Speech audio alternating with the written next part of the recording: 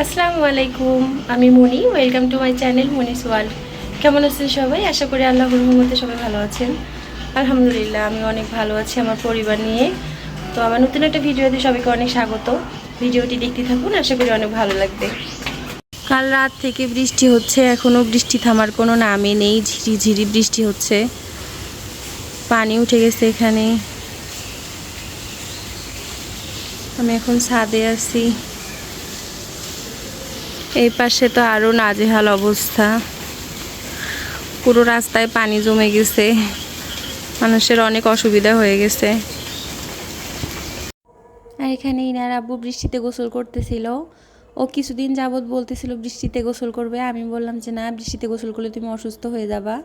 আজকে যখন বৃষ্টি হচ্ছিল ও বলতেছিল যে আমি আজকে গোসল করবো। আমি বললাম যে ঠিক আছে, তুমি যেহেতু এত বৃষ্টিতে গোসল করতে চাচ্ছ তাহলে ঠিক আছে, করো। আর আজকে আমার তেমন কোনো রান্না ছিল না, আলু পটল দিয়ে একটা ভাজি করে ভর্তা করে নিচ্ছিলাম। আর এখানে মাংস দিয়ে আলু রান্না করে নিব। কালকে রাতের কিছু তরকারি ছিল, এগুলো দিয়ে হয়ে যাবে, তাই কম কম করে সব কিছু রান্না করে নিচ্ছিলাম। আর আলহামদুলিল্লাহ, আমার মেয়ের জন্য কোনো এক্সট্রা করে রান্না করতে হয় না। আমাদের জন্য যা রান্না করি ও তাই দিয়ে খেয়ে নেয়। এই জন্য ওকে নিয়ে আমার তেমন কোনো কিছু ভাবতে হয় না, আলাদাভাবে কোনো টেনশনও নিতে হয় না যে না বাবুর জন্য কিছু রান্না করি নি, ও কী দিয়ে খাবে। ও সব কিছুই খায় মাশাল্লাহ, আলহামদুলিল্লাহ। সবাই মাশাল্লাহ বলবেন। সবাই আমার মেয়ের জন্য দোয়া করবেন, আল্লাহ যেন ওকে সবসময় সুস্থ রাখে, ভালো রাখে।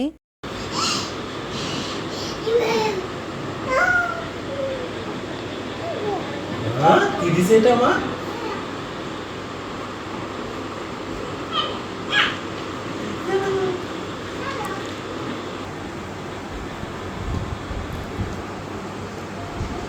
কি খাচ্ছ তুমি হিনায়া? কি খাচ্ছ? ইয়াম্মি।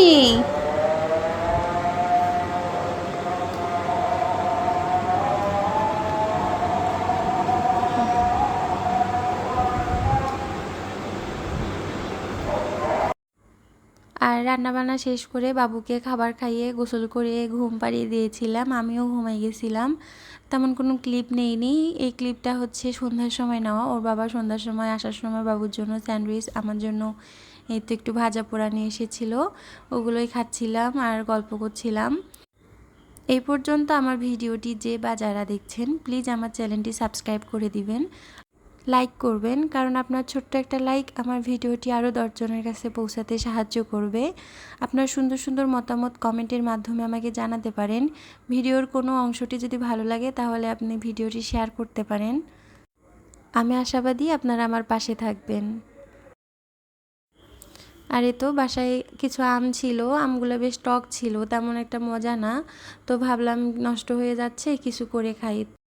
তো যেইভাবে সেই কাজ, ভাবলাম আমগুলো দিয়ে কাঁচামরিচ দিয়ে মেখে খাই। এভাবে কে কে আম খেতে পছন্দ করেন প্লিজ কমেন্টে জানাবেন। আমার তো বেশ ভালো লাগে এভাবে আম খেতে, বেশ মিষ্টি মিষ্টি টক টক ঝাল ঝাল লাগে। আমার তো দারুণ লাগে এভাবে খেতে। আগে প্রায় প্রায় খেতাম, এখন আর তেমন খাওয়া হয় না। অনেক দিন পর এভাবে আম মেখে খেলাম, আমার তো বেশ ভালো লেগেছিল। ইনার আব্বু খেলো, বলল যে না, জিনিসটা আসলে অনেক মজা। ও প্রথমে অনেক হাসাহাসি করছিল যে কিভাবে পাকা আম এভাবে খাচ্ছ তুমি। পরে আমি বললাম যে না, এভাবেই খাওয়া যায়, অনেকেই খায় আবার অনেকেই খায় না, অনেকেই জানে আবার অনেকেই জানে না, এটা তেমন কিছু না। পরে ও যখন খেলো বললো যে না, আসলেই অনেক মজা। আর আম খাওয়ার পর রাতের খাবারও আমরা কমপ্লিট করে নিয়েছিলাম। তো ওরা বাবা মেয়ে টিভি দেখছিল আর আমি রাতের প্লেট বাটিগুলো ধুয়ে রাখছিলাম। সবসময় চেষ্টা করি রাতের কাজগুলো রাতেই শেষ করে রাখার, তা না হলে সকাল সকাল উঠে আবার আমার সেই বাসি প্লেট বাটিগুলো ধুইতে হয়। এই জন্য আমার বিরক্ত লাগে যে না, এই জন্য আমি সবসময় চেষ্টা করি যে সঙ্গের কাজ সঙ্গে সঙ্গে করে রাখার। আর তা না হলেও কিছুক্ষণ পর করে রাখি, কাজ জমিয়ে রাখতে ইচ্ছা করে না আমার। এই জন্য সবসময় রাতে ঘুমানোর আগে প্লেট বাটি বা বাসি যে কাজগুলো থাকে ওগুলো সবসময় কমপ্লিট করে তারপর আমি ঘুমাতে যাই। তারপরও মাঝে মাঝে যখন শরীর ভালো থাকে না বা বাবু বেশি বিরক্ত করে, তখন তো কিছু করতে পারি না, তখন কষ্ট করে পরের দিন সকালে উঠে বাসি প্লেট বাটি ধুতে হয়। মাঝে মাঝে ভাবি সময়ের সঙ্গে সঙ্গে সব কিছু কেমন কীভাবে পরিবর্তন হয়ে যায়, তাই না? এই যে আমরা মেয়েরা বিয়ের আগে তেমন কোনো কিছু করতে পারতাম না, কোনো কাজ, নিজের কাজগুলো কখনো নিজে গুছিয়ে রাখতে পারতাম না, সবসময় ফ্যামিলির মেম্বারদের উপরে নির্ভরশীল থাকতাম। আর এখন আমরা সেই মেয়েরাই নিজের সংসার, সন্তান, স্বামী, শ্বশুরবাড়ি সব কিছু একা হাতে সামলাই, তাই না? কত সহজেই সব কিছু মেনে নেই। অথচ আমরাই আগে কেমন ছিলাম, এখন আমরা সন্তানের মা, তাই না? এখন আমরা হাসি মুখে সব কিছু করে নিতে পারি। সময় কতই না অদ্ভুত, তাই না? ইনার বাবু বাজার করে নিয়ে আসছে, তাকে শুধু জি মা শাক নিয়ে আসতে বলছিলাম, সে কত কিছু নিয়ে আসছে। শাক, গোল বেগুন নিয়ে আসছে ভাজি খাওয়ার জন্য। জি মা, লেবু লেবু আমাদের অনেক লাগে। এটা ম্যাঙ্গো না বাবা, পটল, কাকরোল। জি মাম্মা,